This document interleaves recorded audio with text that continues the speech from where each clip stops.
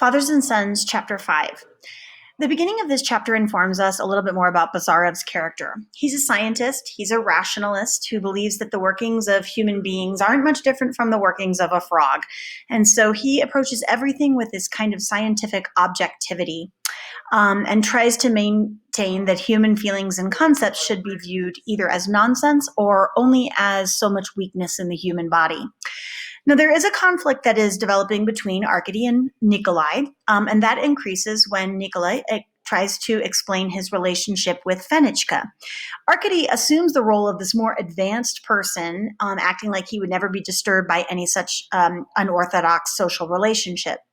And Nikolai doesn't really know how to accept these foreign ideas and is thrown into confusion. Now, we should note, of course, that Russia in the 19th century was strictly divided into definite social classes. So Fenichka was a member of the lower social class who would not be accepted by a wealthy class to which Nikolai belonged. Also, he has married a servant, who is socially inferior to him. And so that social order that's so embedded into Nikolai's mind, obviously that's kind of falling apart. And when his son Arkady acts all magnanimous about understanding the relationship with Fenichka, be aware that Arkady also is very aware that he's being, magnanimous, I suppose. We first hear the word nihilist in this chapter, and even though the word is pretty common now, it was first coined by Turgenev to describe the type of person that is represented by Bazarov. When the subject first comes up, Bazarov is not present, and the meaning of the term is explained by Arkady. But essentially, a nihilist is a person who, quote, examines everything from a critical point of view, a person who doesn't bow down to any authorities, who doesn't accept any principle on faith, no matter how hallowed and how venerated the principle is, end quote. Now, in contrast, you have Pavel, who's proud and arrogant, and he's glad to be a person that represents the old century. He doesn't understand how people could even live without principles. So here we have the main theme, the conflict between the romantic past and the realistic present. And Pavel stands for the old traditional and romantic past, and obviously Bazarov is very new, rejecting all things of the past without examination. Fenichka, of course, feels a little insecure because she's not officially married, and is furthermore conscious of her inferior social position. And there are a few little humorous details in this piece between Pavel and Bazarov I hope you enjoy. Door through which a child's cradle was visible, and the regular breathing of a sleeping baby. That messed me up. Oh no, sorry, here, let's go to 5. Sorry. Chapter 5.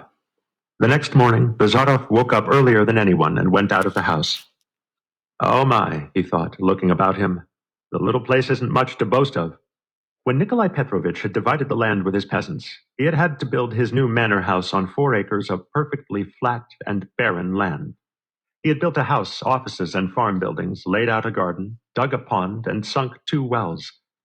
But the young trees had not done well. Very little water had collected in the pond, and that in the wells tasted brackish.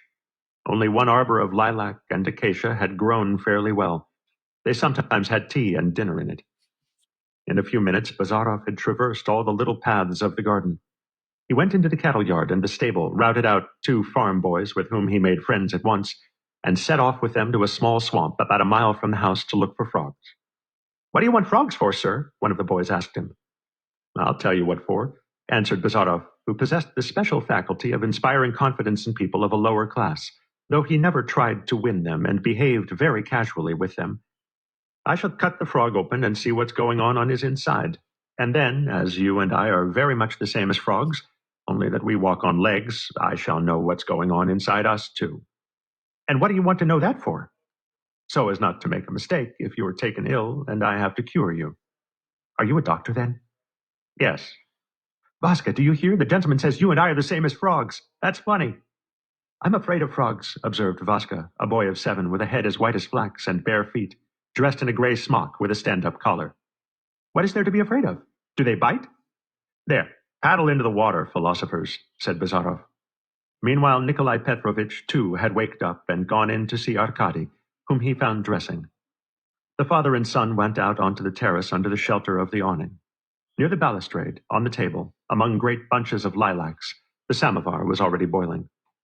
A little girl came up. the same who had been the first to meet them at the steps on their arrival the evening before. In a shrill voice, she said, "Fedyosa Nikolaevna is not well. She cannot come. She gave orders to ask you, will you please pour out tea yourself, or should she send Dunyasha?" "I will pour out myself, interposed Nikolai Petrovich hurriedly. "Arkady, how do you take your tea, with cream or with lemon?" "With cream," answered Arkady. And after a brief silence, he uttered interrogatively, "Daddy." Nikolai Petrovich, in confusion, looked at his son. "Well?" he said. Arkady dropped his eyes. "Forgive me, Dad, if my question seems unsuitable to you," he began. "But you yourself, by your openness yesterday, encouraged me to be open. You will not be angry?" "Go on." "You give me confidence to ask you, isn't the reason she will not come here to pour out tea because I'm here?" Nikolai Petrovich turned slightly away. "Perhaps," he said at last, "she supposes she is ashamed." Arkady turned a rapid glance on his father. "She has no need to be ashamed. In the first place, you were aware of my views. It was very sweet to Arkady to utter that word. And secondly, could I be willing to hamper your life, your habits in the least thing? Besides, I am sure you could not make a bad choice. If you have allowed her to live under the same roof with you, she must be worthy of it. In any case, a son cannot judge his father. Least of all I, and least of all such a father who, like you, has never hampered my liberty in anything." Arkady's voice had been shaky at the beginning. He felt himself magnanimous, though at the same time he realized he was delivering something of the nature of a lecture to his father. But the sound of one's own voice has a powerful effect on any man, and Arkady brought out his last words resolutely, even with emphasis. "Thanks, Arkasha," said Nikolai Petrovich thickly, and his fingers again strayed over his eyebrows and forehead. "Your suppositions are just, in fact. Of course, if this girl had not deserved... It is not a frivolous caprice. It's not easy for me to talk to you about this, but you will understand that it is difficult for her to come in here, in your presence, especially the first day of your return." "In that case, I will go to her," cried Arkady, with a fresh rush of magnanimous feeling, and he jumped up from his seat. "I will explain to her that she has no need to be ashamed before me." Nikolai Petrovich, too, got up. "Arkady," he began, "be so good. How can... There, I have not told you yet." But Arkady did not listen to him and ran off the terrace. Nikolai Petrovich looked after his son and sank into his chair, overcome by confusion. His heart began to throb. Did he at that moment realize the inevitable strangeness of the future relations between him and his son? Was he conscious that Arkady would perhaps have shown him more respect if he had never touched on this subject at all? Did he reproach himself for weakness? It is hard to say. All these feelings were within him, but in the state of sensations, and vague sensations, while the flush did not leave his face, and his heart throbbed. There was the sound of hurrying footsteps, and Arkady came onto the terrace. "We have made friends, Dad," he cried, with an expression of a kind of affectionate and good-natured triumph on his face. "Fedyosa Nikolaevna is not quite well today, really, and she will come a little later. But why didn't you tell me I had a brother? I should have kissed him last night, as I have kissed him just now." Nikolai Petrovich tried to articulate something, tried to get up and open his arms. Arkady flung himself on his neck. "What's this? Embracing again?" sounded the voice of Pavel Petrovich behind them. Father and son were equally rejoiced at his appearance at that instant. There are positions, genuinely affecting, from which one longs to escape as soon as possible. "Why should you be surprised at that?" said Nikolai Petrovich gaily. "Think what ages I have been waiting for Arkasha. I've not had time to get a good look at him since yesterday." "I'm not at all surprised," observed Pavel Petrovich. "I feel not indisposed to be embracing him myself." Arkady went up to his uncle and again felt his cheeks caressed by his perfumed mustache. Pavel Petrovich sat down to the table.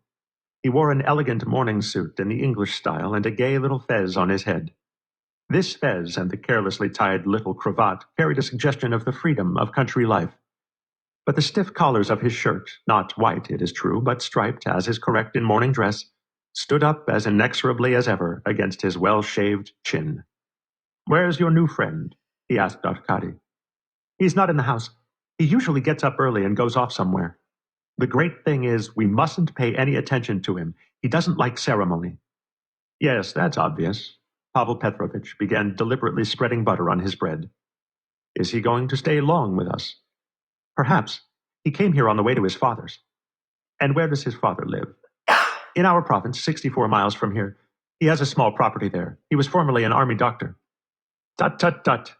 To be sure, I kept asking myself, where have I heard that name, Bazarov? Nikolai, do you remember in our father's division there was a surgeon, Bazarov? I believe there was. Yes, to be sure. So that surgeon was his father. Pavel Petrovitch pulled his mustaches. Well, and what is Mr. Bazarov himself? He asked deliberately. What is Bazarov? Arkady smiled. Would you like me, uncle, to tell you what he really is? If you will be so good, nephew. He's a nihilist. Eh? Inquired Nikolai Petrovitch, while Pavel Petrovitch lifted a knife in the air with a small piece of butter on its tip, and remained motionless. He's a nihilist, repeated Arkady. A nihilist, said Nikolai Petrovitch. That's from the Latin, nihil, nothing, as far as I can judge. The word must mean a man who accepts nothing? Say, who respects nothing, put in Pavel Petrovitch, and he set to work on the butter again. Who regards everything from the critical point of view, observed Arkady. Isn't that just the same thing? Inquired Pavel Petrovitch. No, it's not the same thing. A nihilist is a man who does not bow down before any authority, who does not take any principle on faith, whatever reverence that principle may be enshrined in. Well, and is that good? Interrupted Pavel Petrovitch. That depends, uncle. Some people it will do good to, but some people will suffer for it. Indeed. Well, I see it's not in our line. We are old-fashioned people.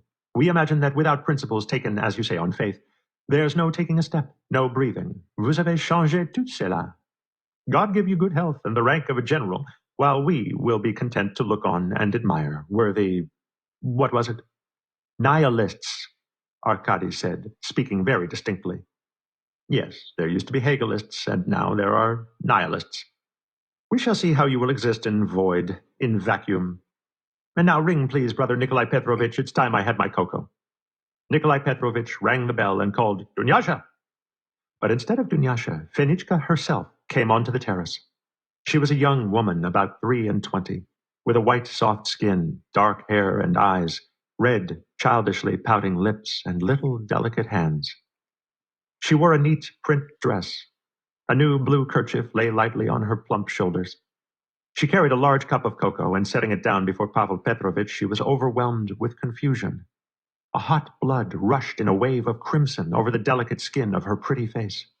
She dropped her eyes and stood at the table, leaning a little on the very tips of her fingers. It seemed as though she were ashamed of having come in, and at the same time felt that she had a right to come. Pavel Petrovitch knitted his brows severely, while Nikolai Petrovitch looked embarrassed. Good morning, Fenichka, he muttered through his teeth. Good morning, she replied in a voice not loud but resonant, and with a sidelong glance at Arkady, who gave her a friendly smile, she gently went away. She walked with a slight rolling gait, but even that suited her.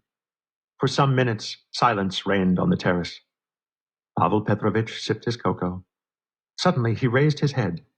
Here is Sir Nihilist coming towards us, he said in an undertone. Bazarov was in fact approaching through the garden, stepping over the flower beds. His linen coat and trousers were besmeared with mud. Clinging marsh weed was twined round the crown of his old round hat. In his right hand he held a small bag. In the bag, something alive was moving. He quickly drew near the terrace and said with a nod, Good morning, gentlemen. Sorry I was late for tea. I'll be back directly. I must put these captives away. What have you there? Leeches? Asked Pavel Petrovitch. No, frogs. Do you eat them or keep them? For experiment, said Bazarov indifferently, and he went off into the house. So he's going to cut them up, observed Pavel Petrovitch. He has no faith in principles, but he has faith in frogs. Arkady looked compassionately at his uncle. Nikolai Petrovitch shrugged his shoulders stealthily. Pavel Petrovitch himself felt that his epigram was unsuccessful, and began to talk about husbandry and the new bailiff who had come to him the evening before to complain that a laborer, Foma, was debauched and quite unmanageable. He's such an Aesop, he said, among other things. In all places he has protested himself a worthless fellow. He is not a man to keep his place. He'll walk off in a huff like a fool.